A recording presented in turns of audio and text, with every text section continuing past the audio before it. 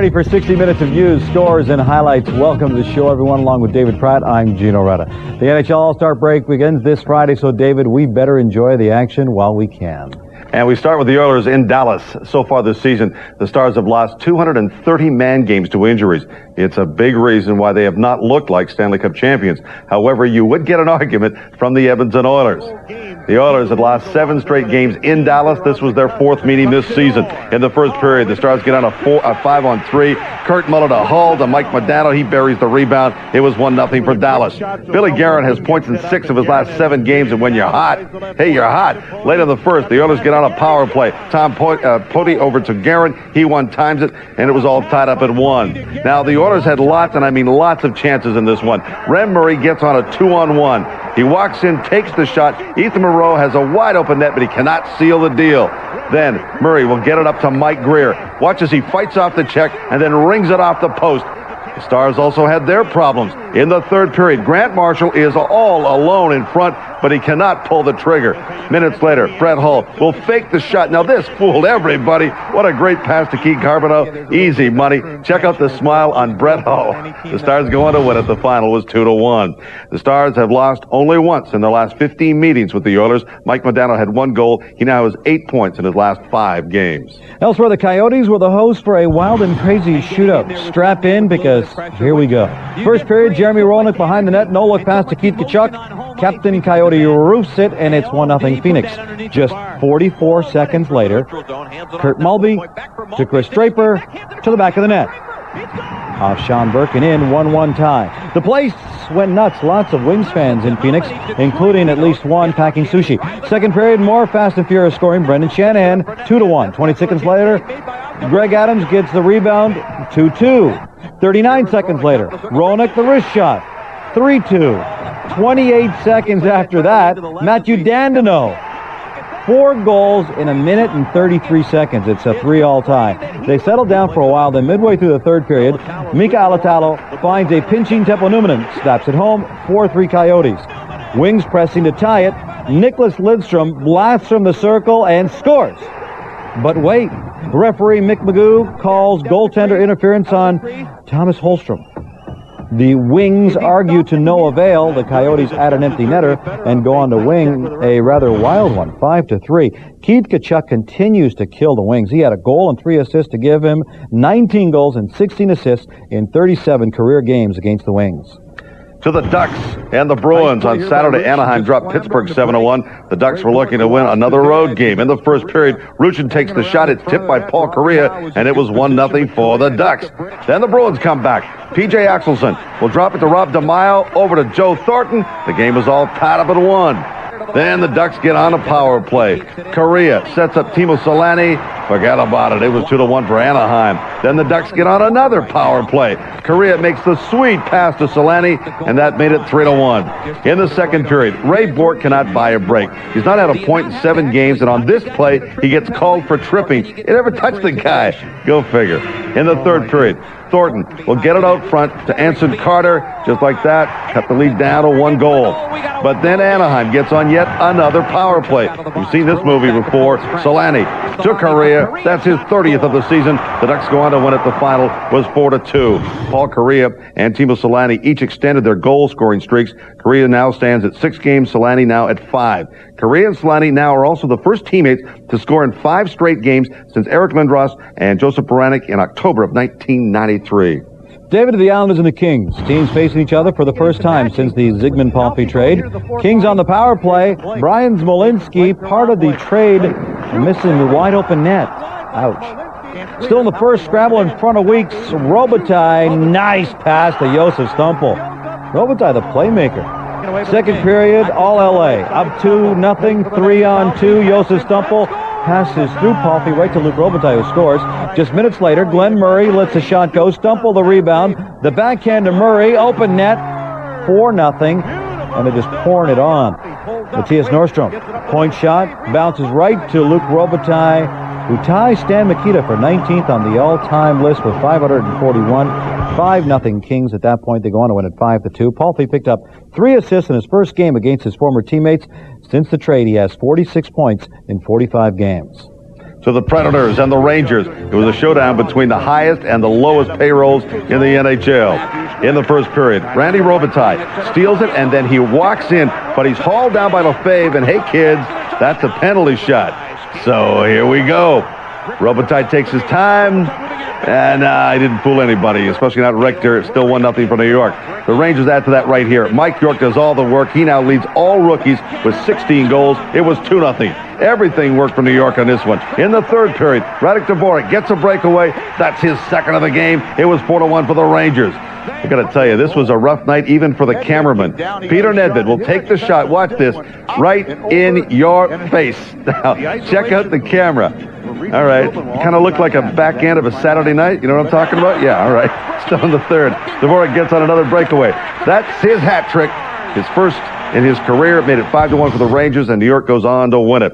Dvorak has 5 goals and 5 assists in his last 10 games and has 12 points overall since being acquired from the Panthers last month. Richter has stopped both penalty shots that he's faced this year, and 11 out of 12 in his career.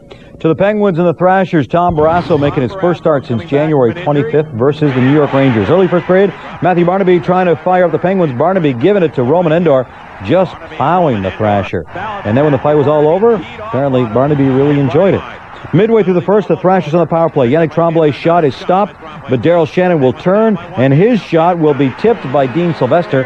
Sylvester's 14th 1-0 Thrashers, and the fans celebrate by throwing souvenir mouse pads onto the ice. Second period, Thrashers leading 1-0. Jaromir Jagr slashed on the hand by Denny Lambert. He goes to Kevin McGuire for a little sympathy. Instead, all he gets is a 10-minute misconduct. The Thrashers couldn't capitalize. Score tied at 1 after 3. We go to overtime. Pens on the power play. Jagr to Robert Lang. Lang beats Scott Bankhauser, and the Penguins come back to win by a final score of 2-1. The Thrashers are now winless in the last 8 games and scored only 1 goal for the 3rd straight game. Now, I'm not sure if anyone actually keeps the official statistics, but I'm certain Rod Brydon now holds the record for most news conferences in a single NHL season. He met with the media on Monday and announced his plans to hold at least 2 more news conferences in the month of February. And as Brent Wallace reports, he also made a couple of other announcements as well. So the program that we will be implementing is a program to give to the fans and to our corporate sponsors the final say in whether we stay or go. Rod Brydon has put the future of the Ottawa Senators in the hands of the fans, and more specifically, their wallet. Brydon says he needs to come up with $12 million. He has already secured $6.9 million from tax breaks. Now he is going to raise ticket prices in order to make up the shortfall. So it's a 3-part program, 7% price increase in tickets, 1,500 net new season tickets in total, including the mini packs that we hope will make up many of them, to have lots of different people in the building, and a 10% price increase for the corporations. The Senators' owner has given only 10 days for fans and corporations to start responding. If the campaign does not go well, then he will put the team up for sale. But if the response is good, then he will continue it for another 11 days to reach the goal. This is not a cover for an attempt to leave. This is an attempt to get this business in a sound position without taking an unreasonable risk. So on the 11th, I can't promise you that's the last one. Might be, either yes or no.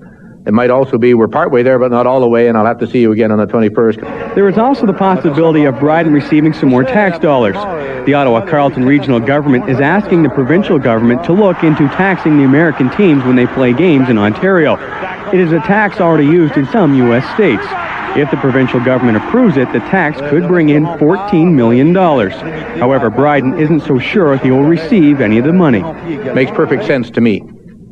And I suspect, although my confidence in this has been somewhat shaken of late, that which makes perfect sense ultimately gets done. So I recognize that may happen, and I hope it does, and I think it's an excellent initiative, and I would encourage governments to think open-mindedly about that. However, I also am well aware that there are many ways in which revenue is raised in this country as a result of the National Hockey League team being here that never finds its way to the National Hockey League team. Brydon says if all 3 parts of the program are met, then the team will cover the $5 million needed in order to stay. But the future of the Ottawa Senators is still very much up in the air. Brydon will be updating the NHL Board of Governors at their meeting this weekend in Toronto. Brent Wallace, TSN, Ottawa. For the last few days, the hopes and prayers of hockey fans everywhere have been with Trent McCleary of the Montreal Canadiens. On Saturday, in a game with Philadelphia, McCleary was hit in the throat and nearly lost his life. On Monday, his doctors finally were able to give us some good news. With more, here's Michael Whalen. It's here at the Montreal General Hospital where Trent McCleary underwent further surgery on his larynx early Monday morning. McCleary is still in intensive care, but is well enough to have received the visits of a few of his teammates, particularly Jeff Hackett, his best friend, who has been to see him several times. After the game yesterday, me and Eric Weinrich went down, and he was sitting up and able to communicate with us through a pen and pencil, and because obviously he can't talk right now or say anything, and we were joking around, and it's just like everything was thankfully pretty normal. Everything was lighthearted. Everything, it was just the normal trend. But you could tell he's very scared. He's very frightened. I think he's confused. He's got so much time to sit there now. He's so bored. I think he has so much time to think, which is probably the worst thing. He just finished having his surgery on his throat to hopefully he'll be able to speak again. And same thing. We were joking with him. We had a bet on the Super Bowl last night, and it wasn't his weekend obviously because he lost in that too. And I'm just so happy. Like, it just puts everything in perspective. That everyone always says.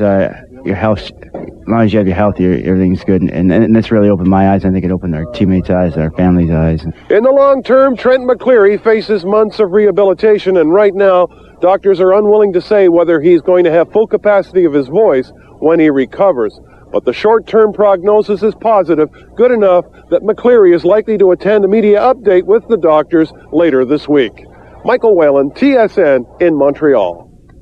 Thank you, Michael. Well, we've seen coaches toss water bottles and sticks, and Bobby Knight even tossed a chair. But I think Robbie Ftorik's bench toss on Saturday was a first. And how was the Devils head coach rewarded for his trailblazing efforts? A one-game suspension and an undisclosed fine as well. Ftorik became incensed when play wasn't stopped after Jay Pandolfo crashed into the Edinburghs behind the net. Afterwards, after the hit, the Wings actually scored. Pandolfo needed 84 stitches to close the cuts all over his face. Ftorik received a bench minor. Ahead on Sportsdesk, shocking news from the NFL as Ray Lewis is charged with murder. And Major League Baseball suspends John Rocker for his comments, but for how long?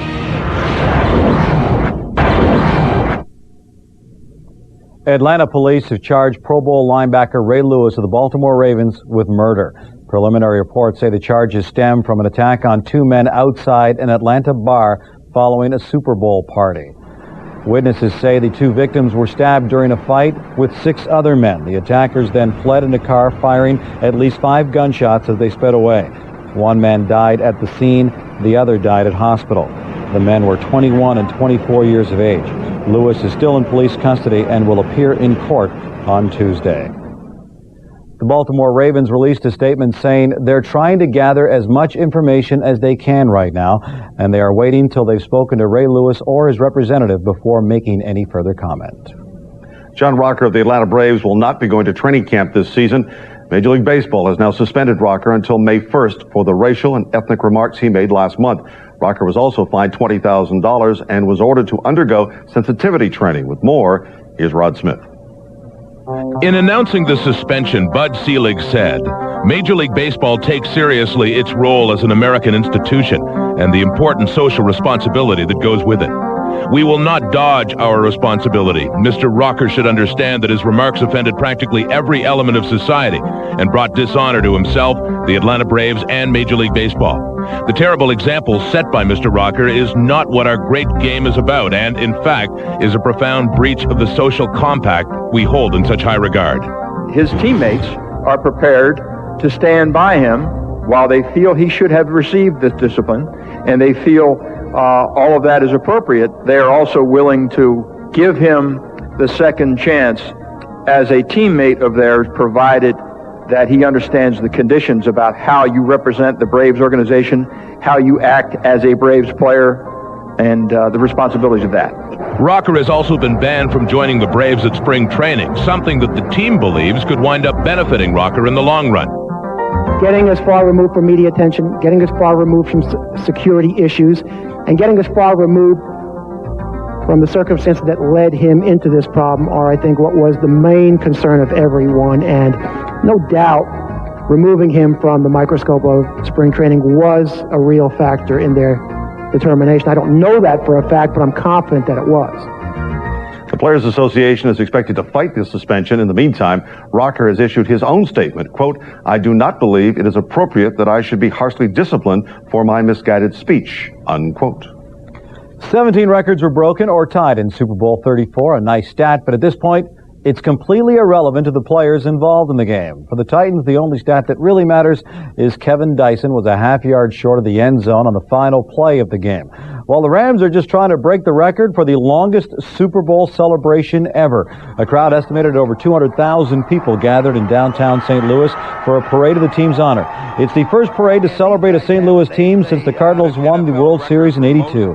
The parade was led by the Clydesdales, towing head coach Dick Vermeil, who was very grateful to the fans in St. Louis. Thank you very much, world champions.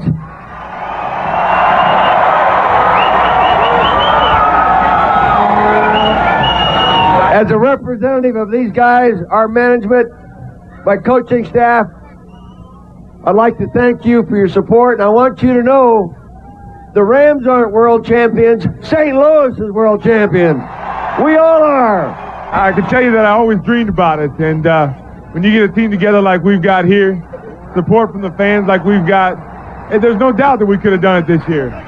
All I want to say is, can we forget about the grocery stores, forget about all that stuff, and let's start thinking about a repeat? The season's been great. It's been a dream come true. Fans have been great. I mean, we love you guys. You supported us, and we appreciate it. Thank you. We'd like to thank you all for that, for supporting us all through the years before I was there, and it feels good to be able to bring that Super Bowl trophy back to St. Louis. Before the parade, Kurt Warner did what every Super Bowl MVP does. He went to Disney World, and Warner didn't let a little rain ruin the parade as he greeted fans right down Main Street, USA. In the meantime, it was a different atmosphere as the Titans arrived in Nashville on Monday. They were just that 1 yard from forcing overtime in the Super Bowl. The team expects to contend next year, and many players said Sunday's loss to the Rams will provide extra incentive to get back to the big game. The Toronto Argonauts have called a news conference for Tuesday afternoon, at which time they are expected to introduce their new head coach. According to one report, the new man will be John Hewart. The former head coach of the Acadia Axemen was hired by J.I. Albrecht to coach the old Shreveport Pirates in 1994 when Albrecht was their general manager. But Hewart was fired by team ownership when the players revolted during training camp. Time for break. Still ahead on Sports Desk. Mike Bibby and the Grizzlies try to take it to the Bucks. And you won't believe your eyes in this week's edition of the Plays of the Week. Welcome back to the show. Ron Mercer, Chauncey Billups, and Johnny Taylor are all free agents at the end of the season, so the Nuggets had no choice but to deal them away. The Magic were the takers. In return, the Nuggets received forward Chris Gatling, guard Tariq Abdul-Wahed, and a first-round draft pick. Orlando is about $18 million under the salary cap, so they can afford to sign Mercer. The trade will be made official on Tuesday. In the entire history of the Vancouver Grizzlies, the team had never enjoyed a .500 record in any month during the regular season. However, that was before the arrival of head coach Lionel Hollins. In January, the Grizz had gone 6-7. Monday night, they had a shot to make some new history. The Grizzlies were looking to win 3 in a row, something they've only done twice. In the first quarter, Mike Bibby drives the lane, kicks it out to Michael Dickerson. He hits this one from English Bay. The Grizzlies were up by 5 after 1. In the second quarter, Bibby goes downtown, and he finds Bryant Big Country Reeves all alone. He gets the easy deuce. The Grizzlies are up by 8 at the half. In the third quarter, Bibby goes for the steal. Now, he misses. Then Ray Allen will take that right to the rack, cut the lead to 6. In the fourth quarter, the Bucks move it around here. It comes to Tim Thomas. He spins and jams. Milwaukee was up 69-68, but the Grizzlies keep it coming. Dickerson gets a little hang time there. He lays it in. The Grizzlies were up by 1, but down the stretch, the Grizzlies gave up way too many open shots. Sam Cassell drains this 3. Milwaukee comes back to win it. The final was 92-87. So the Bucks outscored the Grizzlies 31-19 in the fourth quarter to improve to 3-1 all-time at GM Place. Big Country had a big game. He had 22 points and a season-high 15 rebounds, but the Grizz still lose their 7th in their last 9 games. But after the game, head coach Lionel Hollins blamed the officials. We didn't have the respect of 2 of the officials tonight from a perspective of they are the Milwaukee Bucks, they have a winning record, and we're the Vancouver Grizzlies, and we don't have a winning record. And I'm sure that Rod Thorne will be calling me tomorrow, but it's disappointing to watch foul after foul not be called. It's gone now. You can't do anything about it. I guess, if anything you say, that's, the situation we're in as being a young team that's trying to earn respect. Also with the Grizzlies, Michael Dickerson will replace Vince Carter in the Schick Rookie Challenge. That'll be played on Saturday as part of the NBA All-Star Weekend. Carter cannot play because he's a starter in the big game on Sunday. Dickerson joins his teammate Mike Bibby on the sophomore team. They'll take on this year's rookie, and you know what? It's going to be a pretty good game, especially those 2 guys from Arizona. TSN is your All-Star connection. The Rookie Challenge goes at 1 o'clock Pacific. That's 4 o'clock Eastern. That's followed by a special edition of In the Paint at 7 o'clock Eastern. Then it's the All-Star Skills event, which includes the slam dunk, also the three-point shootout, and it's all right here on TSN.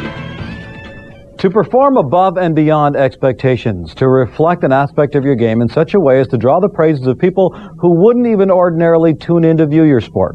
Sometimes even to draw the accolades of your opponents. They're just some of the characteristics of the elements that comprise our TSN Plays of the Week. We come here to drop that bomb on Tennessee. They can't see me. Roll Williams, the diggity, 86, Higgity. Running up the scoreboard on these suckers. Alright, cheat. Bring the ruckers. Come again. Without no doubt. No doubt. Them Rams, we win the title bout. This video may indicate that Robbie Ftorek was the guilty party. Reasonably conclusive, shall we say.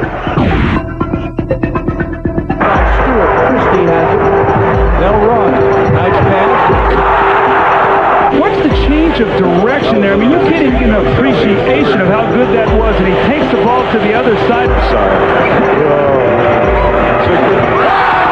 What a screen by Reed. Dickerson, jumper at the buzzer. Yes!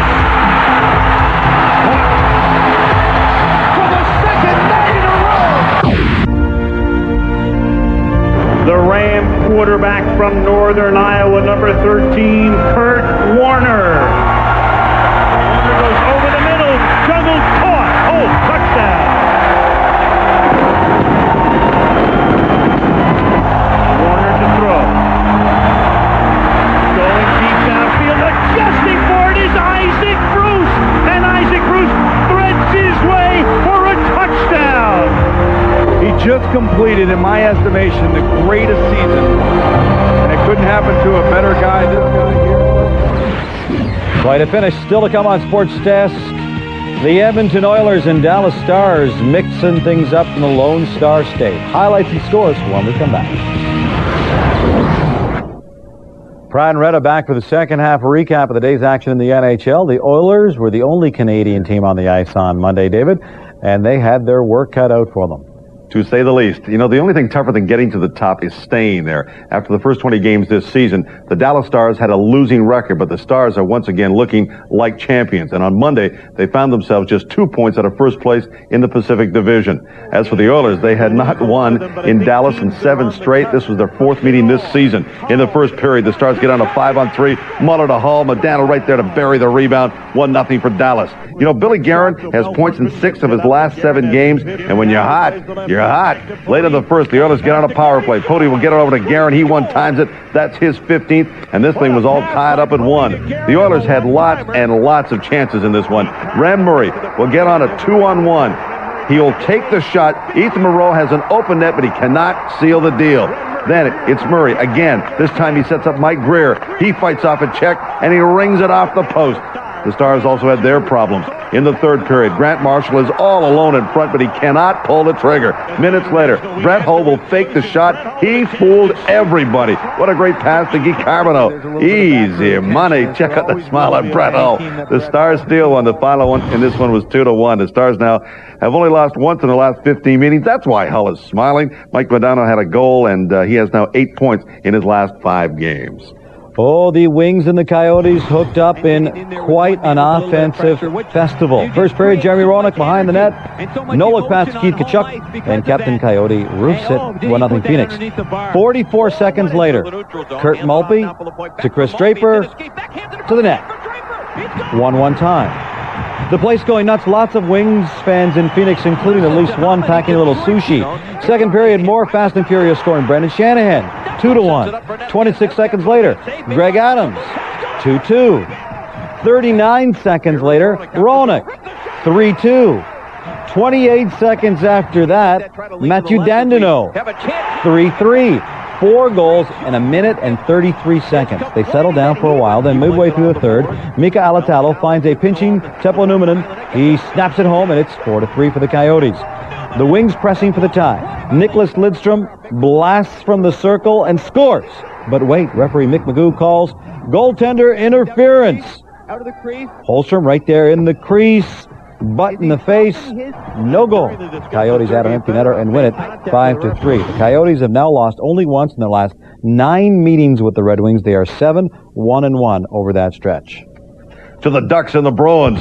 On Saturday, Anaheim dropped Pittsburgh 7-1. The Ducks were looking to win another on the road. In the first period, Ruchin will take the shot. It's tipped by Paul Correa, and suddenly the Ducks are up 1-0. Then the Bruins come back. P.J. Axelson drops it to Rob DeMaio, over to Joe Thornton, and the game was all tied up at 1. Then the Ducks get on the power play. They did a lot of that in this one. Correa sets up Timo Solani. Forget about that. It was 2-1 for Anaheim. Then the Ducks get back on the power play. Correa makes a sweet little pass to Solani, and that made it 3-1. In the second period, Ray Bourque cannot buy a break. He's not at a point in 7 games, and on this play, he gets called for tripping. Never touched him. You gotta be kidding. In the third period, Thornton will get it out front to Anson Carter, and he cut the lead down to just a single goal. But then Anaheim gets on yet another power play. We've seen this movie before. Solani to Correa. That's his 30th of the season. The Ducks go on to win it. The final was 4-2. Paul Correa and Timo Solani each extended their goal-scoring streaks. Correa now stands at 6. Solani sits at 5. Correa and Solani are also the first teammates to score in 5 straight games since Eric Lindros and Joseph Baranek did it back in October of 1993. Gino? David, to the Islanders and the Kings. Teams faced each other for the first time since the Zygmunt-Palffy trade. Kings on the power play. Brian Smolinski part of the trade. Wide open net, a chance to score. No, wide open, missed. Still in the first, scramble in front of Weeks. Robitaille, nice pass to Josef Stumpel. What a pretty backhand pass.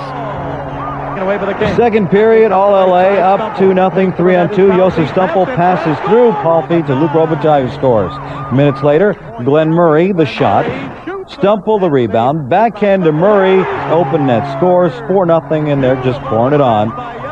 Matthias Nordstrom, point shot, bounces right to Luc Robitaille, who ties Stan Mikita for 19th on the all-time goal-scoring list with 541. Kings led 5-0 at that point. They win it by a score of 5-2. Luc Robitaille's 2 goals give him 16 in his last 16 games. Elsewhere, Rangers over Nashville 5-1. Radek Dvorak has 5 goals and 5 assists in his last 10 games and has 12 points overall since being acquired from the Panthers last month. And the Penguins win for only the second time in 6 games, 2-1 over Atlanta. The Thrashers are now winless in the last 8 games and scored only 1 goal for the 3rd straight game.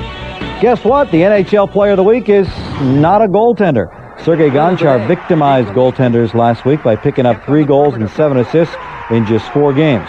The Caps' unbeaten streak has been extended to a league-high 11. A reminder to those in the Toronto Maple Leaf viewing region, we'll have the Leafs and Lightning in Tampa on Monday night. It all starts at 7 o'clock Eastern. The rest of the country will get Molson Nats hockey, followed by boxing and then wrestling. Meanwhile, the NHL All-Star festivities officially got underway in Toronto as Mayor Mel Lastman dropped the puck on an outdoor hockey game.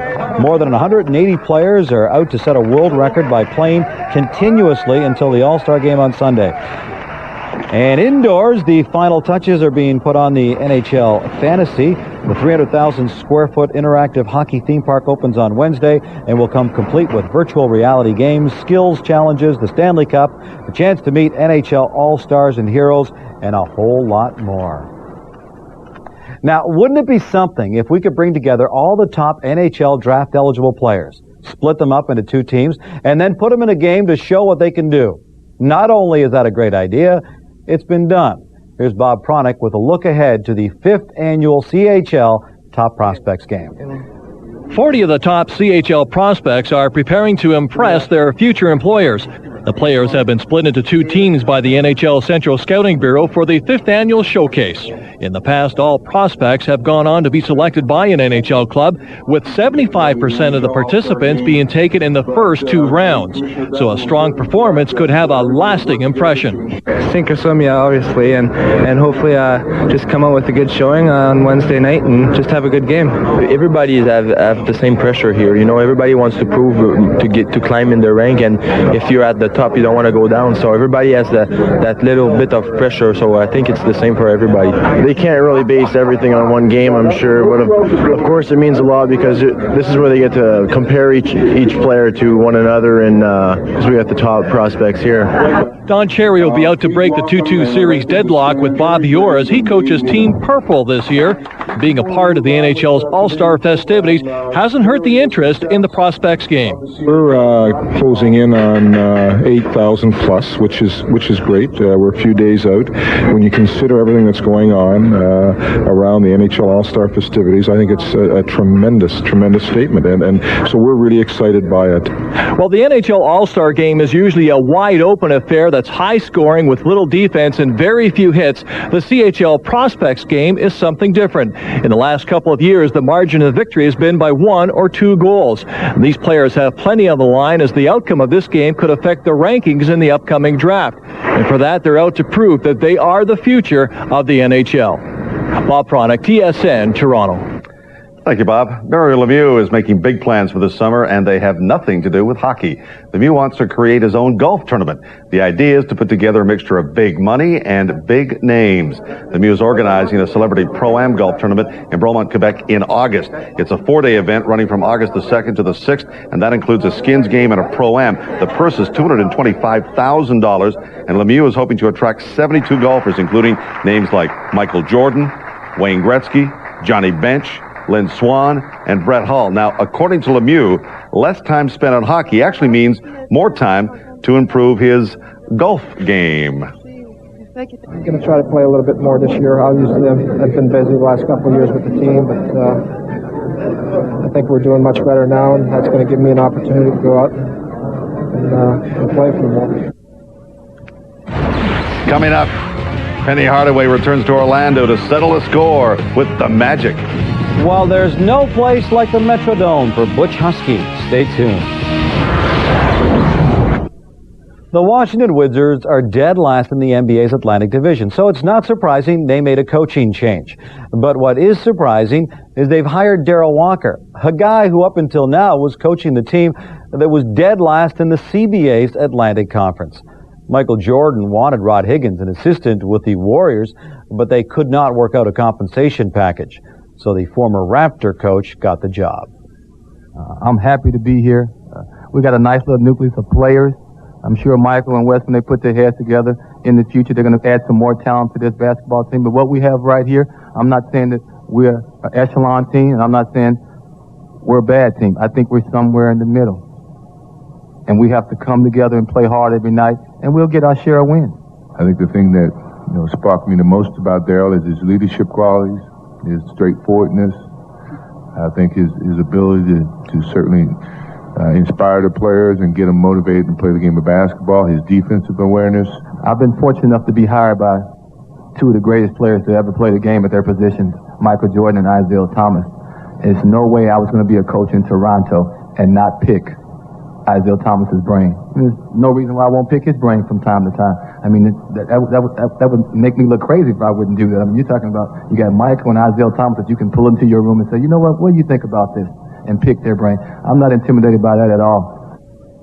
In the offseason, the Orlando Magic traded Penny Hardaway to the Phoenix Suns. On Monday night, Hardaway returned to the scene of the crime. It was the first time that he had played against his former team and the first time that he had been back to Orlando since the trade. And one guard, 6'7" from Memphis State, number 1, Penny Hardaway. It's true, you can never go back home. In the first quarter, Jason Kidd takes it to the rack. Tom Gugliotta there with a putback. It's all tied at 30 after 1. In the second quarter, Kidd will take it right to the post. He turns in the lane, hits the jumper. The Suns are up by 8. In the third quarter, the Suns pour it on. Kidd drops this one from Disney World. The Suns are up by 19 after 3. In the fourth quarter, the Magic come back. Corey Maggette sets up and hits the tray. Then it's Darrell Armstrong. He walks it up the court, and then he hits from long distance. That cut the lead down to 3. But then with 45 seconds left, Penny Hardaway makes the block.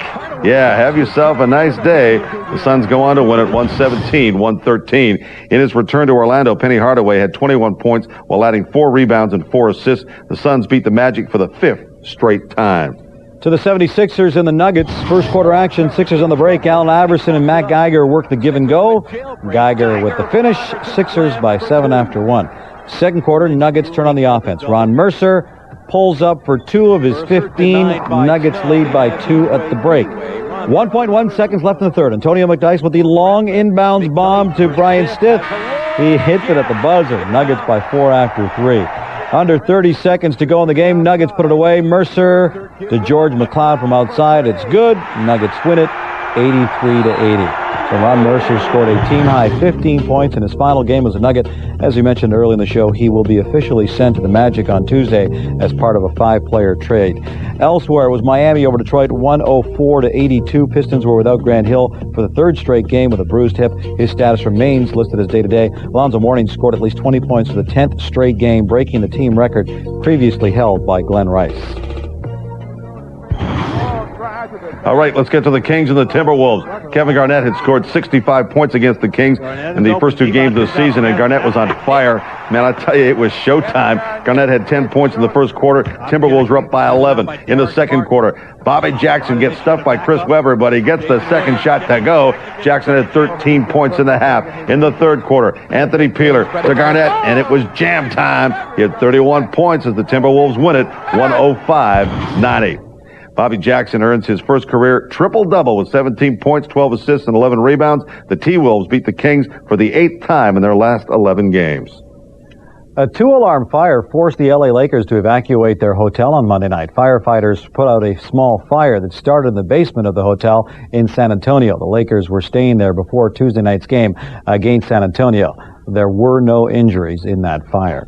In baseball news, after failing to work out a deal with the Boston Red Sox, Butch Husky is on his way to join the Minnesota Twins. Husky split his time between Boston and Seattle last season, hitting .282 with 22 homers and 77 RBI. But Twins fans will best remember him for smashing into the outfield wall at the Metrodome when he was with the Mariners. And outfielder Quentin McCracken, who missed the last 4 months of the season with a torn ACL, signed a 1-year deal with the Devil Rays. He'll make a reported $1.85 million. And shortstop Nefi Perez signed a 1-year contract with the Rockies worth $2.2 million, avoiding what would have been the first salary arbitration hearing in the team's 7-year history. Time for a break. Still to come on Sports Desk. It's been a crazy year for Mike Ribeiro, from the NHL to the World Juniors to the Quebec Major Junior Hockey League. His complete story when we come back. According to Le Devoir, a Canadian-British consortium is putting together a plan to buy a Formula One racing team with its headquarters in Montreal. The group, led by Marc Bourdeau, the president and CEO of Ottawa-based Vector Motorsport Group, has the rights to an engine prototype and is looking to buy a team. The city of Toronto now has one thing less to worry about in its race to host the 2008 Summer Olympics. On Monday, Rio de Janeiro dropped out in order to prepare for its bid in 2012. There are still 10 cities in the running. The deadline for bids is Tuesday. Mike Ribeiro is in a real no man's land right now. Not quite good enough to play in the NHL just yet, but well ahead of his fellow junior players. He started the season by playing 19 games with the Montreal Canadiens, but after the World Juniors, the Habs sent him back to Major Junior, where he scored 34 points in 11 games. And as Alec J. Walling reports, Ribeiro knows exactly what he has to work on. if I can like work my speed a little bit, like be faster and a little bit bigger, I think I'll be all right. He's got great skill, but he has a lot of things he needs to improve. He's got to get quicker, stronger. His hockey sense is good, but there are some areas to his game, and you know, to become a professional player, a professional athlete, there's a lot of time and effort and dedication to be put in. That's what it's going to take to get Ribeiro back into the NHL. In fact, his life has gone full circle in the past year. Like the Hank Snow song, he's been almost everywhere. NHL, World Juniors, and back to Major Junior. These days, he's with the Quebec Remparts. Not playing the NHL at 19, it's not something that is so bad. It's just a few guys that do play and play a lot, but most of the kids should come back in junior and be dominate. Dominate is something he didn't do at the World Juniors. He was expected to produce, but in fact he didn't. At one stage, he and his line mates were benched. A little bit upset, you know, I was there to score goals and stuff like that, but in one way, I think it's most a team tournament. What happened is that at one point, Mike's line was on for the 3 consecutive goals against, and when you're playing for a medal game, obviously I had to shorten my bench. I didn't have a choice at that time. It was a do-or-die game, so I shortened the bench and went with 3 lines. Now, it wasn't because of Mike Ribeiro. It was the line itself that had been on the ice for 3 goals against. So other than that, I think I was very pleased with Mike's effort. I was pleased with Mike's attitude. But he's come back to Major Junior and is having fun. Yeah, pretty good. Till now, it's pretty good. Yeah, having fun. I think now I'm playing with guys of my age, 19. You know, and having fun now with the Remparts. Despite having a taste of the big league, Ribeiro says his immediate goal is to help his teammates win the Memorial Cup. When you play junior, the only thing you want to do is win the cup, and you just have 4 years to do that. And I think it's my last year, so I have no choice to work and to try to win games with that team and try to bring the team with me and the guys and try to win the cup. Alex J. Walling, TSN, Halifax. Thanks, Alex. Well, the crew of America One certainly has its work cut out for it. They have to win 4 of the next 5 races of the America Cup Challenger Series in order to advance to the final. If not, Prada of Italy will move into the final instead. America One hoping for a clean race after suffering a collision, a torn spinnaker, and equipment damage in 3 of the previous races. America One crossing the start-finish line first for the 5th straight race. He led by 7 seconds after aggressive pre-start maneuvering, pushing Prada to the far right side. Mid-race, America One fake a change of direction on a spinnaker, but then suddenly hold course. The Italians tangle their spinnaker as they try to pull out of their jibe and adjust their position. America One cruise from there, winning race 5 by 34 seconds.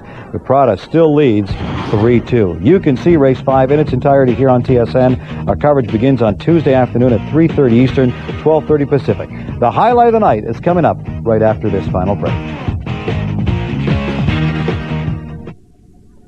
The folks in the newsroom have made the call. Now it's time to show you our pick for the Tim Hortons highlight of the night.